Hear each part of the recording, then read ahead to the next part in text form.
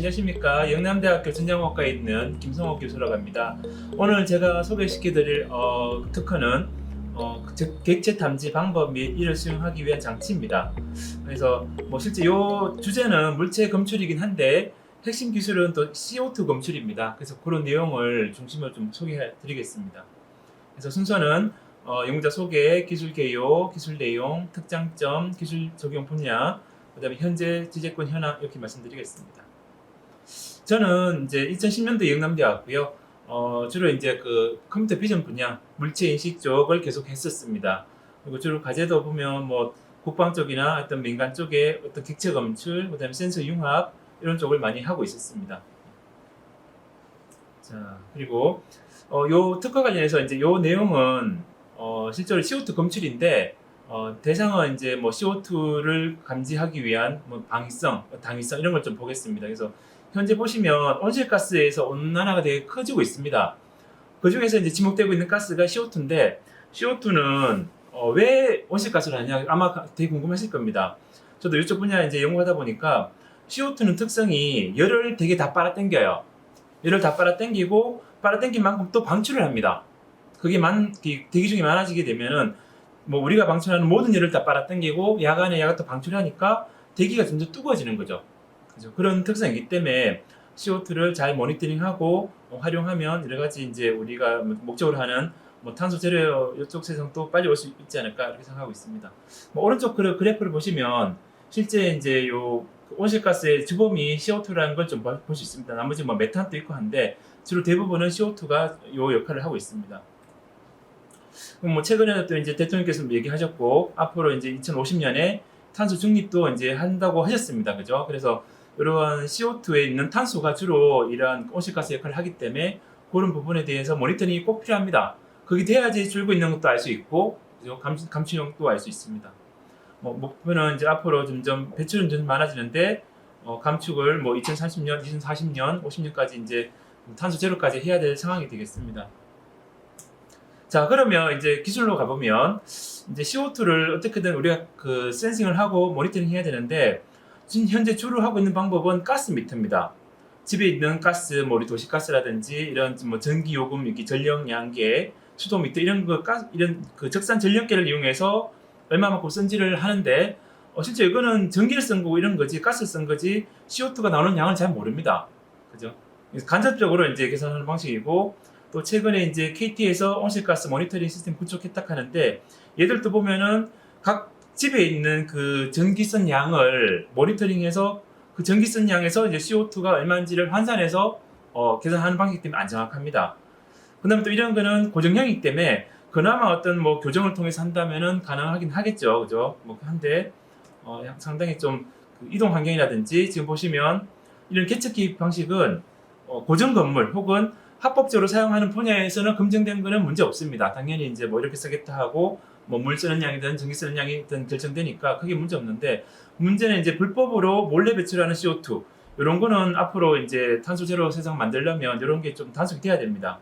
특히 이제 비접촉 방식으로 어떤 가스를 직접 가서 재는 게 아니라 멀리서 한 5km, 10km에서 이 가스를 감지해서 어디가 얼마큼 나오는지를 모니터링 할 수 있으면 이러한 그 온실가스 배출에 저감에 큰 효과가 있을 것으로 보고 있습니다. 예, 조금 더 깊이 들어가 보면요.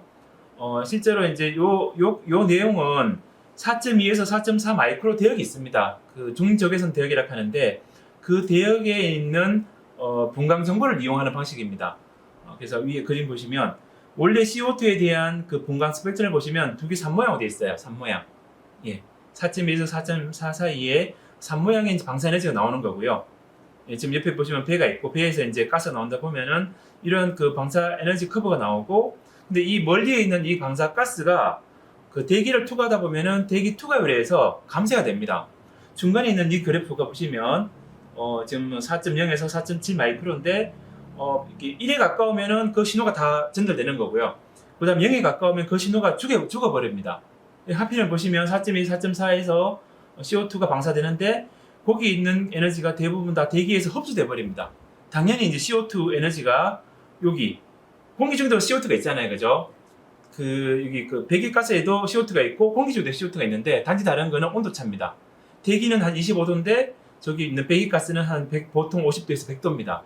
온도차가 나다 보니까 한 개는 에너지 배출하고 한 개는 흡수하다 보니까 요 결국은 양쪽에 흡수되는 거는 전달이 안 되고요. 양쪽에 보시면 이제 되게 이제 그 신호원은 되게 큰 산으로 날라오는데 중간에 있는 부분이 다 흡수됩니다. 그럼 양쪽만 남겠죠. 그죠? 양쪽에 남는 여기 피크 모양 두 개가 이제 센서로 들어오게 되겠습니다. 그래서 이거를 우리가 말하기는 더블 피크라고 합니다. 더블 피크, 더블 스파이크. 더블 스파이크라는 특수한 이제 신호 특성 보여주기 때문에 이런 신호를 보고 아 이게 CO2다 아니다 이걸 판단을 하게 되겠습니다. 뭐 조금 더 깊이 하면 뭐 한두 것도 없겠지만 뭐 원리는 그렇고요. 또 이제 이 방법은 다른 거랑 다르게 영상화가 됩니다. 보통 가스 검출기는 센서만 있어갖고 그냥 CO2가 있다 없다만 하는데 얘는 영상으로 볼 수 있는 거기 때문에 영상으로 CO2가 어디까지 퍼져 있는지를 볼 수 있습니다. 그래서 보시면 이 그림을 보시면 왼쪽 위는 어떤 그 파장 대역별로 이제 그 센싱한 데이터, 영상 데이터가 되겠고, 그 다음에 오른쪽 이 그래프는 특정한 픽셀에서 딱 찍었을 때 분광에 따른 신호 특성을 보여줍니다. 그래서 뭐 요 오른쪽 중간 왼쪽에 있는 하사표에 따라서 보시면 각각의 밴드별로 영상을 볼 수 있습니다. 그래서 보시면 제가 말씀드린 한 4.3 마이크로에서는 다 흡수되기 때문에 신호가 없고요. 근데 양쪽에 있는 오른쪽이나 왼쪽에 보면은 CO2 때문에 약간 하얗게 나옵니다. 동글동글하게. 그래서 제가 요 특허에서 한 거는 이러한 그 동글동글한 요 하얀 신호원을 자동으로 찾고 보시면 스파이크 1, 스파이크 2에서 보시면 스페이셜로 공간적인 그 정보를 찾게 되겠습니다. 그 다음에 두 대역에서 동시에 이제 신호가 있게 되면은 이거는 정말 CO2 특성이야 그러면서 오른쪽 스텝 3과 같이 물체를 찾게 되겠습니다. 그래서 일반적으로 원거리에서 어떤 뭐 물체라든지 뭐 표적을 찾을 적에는 배경에 의한 클러터 때문에 오탐지가 되게 많은데 얘는 CO2의 그 방사 특성을 보기 때문에 뭐 오탐지가 하나도 없습니다. 그래서 그런 좋은 특성이 있고요. 그 다음에 이거는 더 깊이 들어간 겁니다.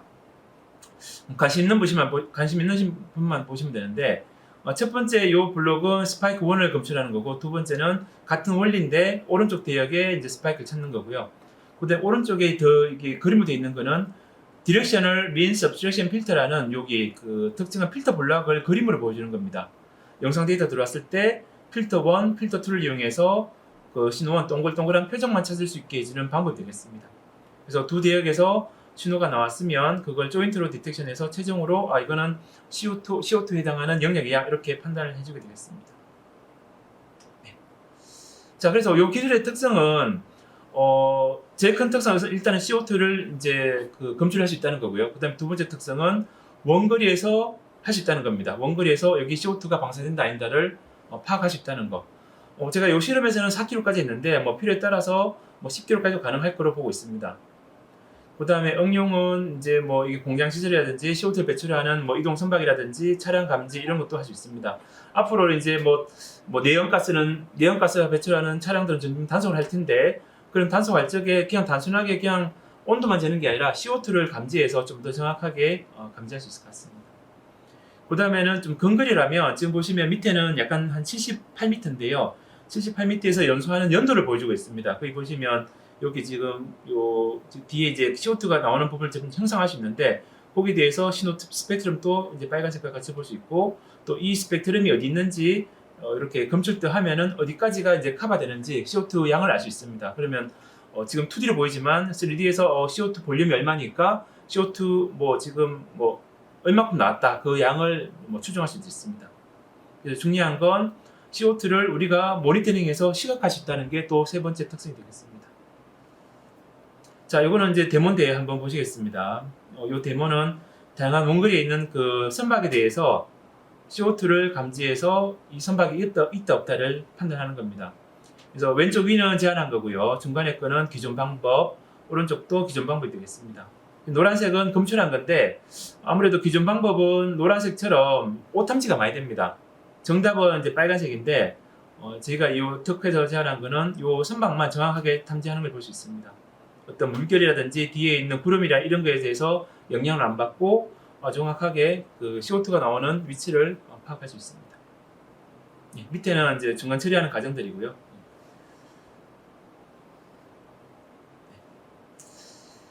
자, 그래서 이제 이 기술을 적용할 수 있는 분야는 뭐 되게 많은데 뭐 대표적으로는 원거리 온실가스 모니터링 당연히 할 수 있고요. 그 다음에 앞으로 이제 그 전기차 시대가 오는데 내연기관이 아마 중간쯤에 이제 점점 줄어들어야 될 겁니다. 그래서 그걸 단속하기 위한 내연기관 운행 여부 판단에도 쓸 수 있고, 그 다음에 이제 이거는 적외선 대역이기 때문에 야간에도 가능합니다. 제일 큰 특성이 야간이에요. 주간도 가능하고 야간에도 뭐 차량이든 선박이든 이동하는 거 다 볼 수 있습니다. 그 다음에 특히 이제 야간에 산업체에서 배출가스를 많이 합니다. 다들 잘 적게 그냥 몰래 가스를 배출하는데 이런 것도 단속이 가능합니다. 그 다음에 이런 기술을 뭐 항공이든 드론이든 아니면 위성에 탑재한다면 뭐 되게 광범위한 영역에 대해서 감지를 할 수 있겠죠. 그 다음에 중국에서 들어오는 뭐 야간 불법 선박들도 감지가 가능합니다. 그 다음에 지금 이 CO2 대역이 결국은 CO2가 있는 그 4.2 마이크로 대역이 대기 온도를 또 대표를 합니다. 그래서 이 대역을 이용해서 대기 온도를 또 볼 수 있고 시각화할 수 있는 것도 할 수 있습니다. 그래서 요 밑에 있는 그림은 실제로 요 영상인데 공기 중의 온도를 4.2 마이크로 대역의 정보를 이용해서 공간적으로 온도를 매핑해서 보여주는 겁니다. 자, 현재 기술 현황은 요 지적권 현황은 연구실 레벨에서 이제 기초 연구를 한 상태고 아마 이걸 좀 상용화하고 하려면 여러 가지 조금 더 좀 해야 됩니다. 센서도 좀 경량화해야 되고 저가해야 되고 하는데 뭐 4.2에서 4.4 마이크로 대역만 감지할 수 있는 센서만 있다면 충분히 이제 상용화도 가능할 거로 보고 있습니다.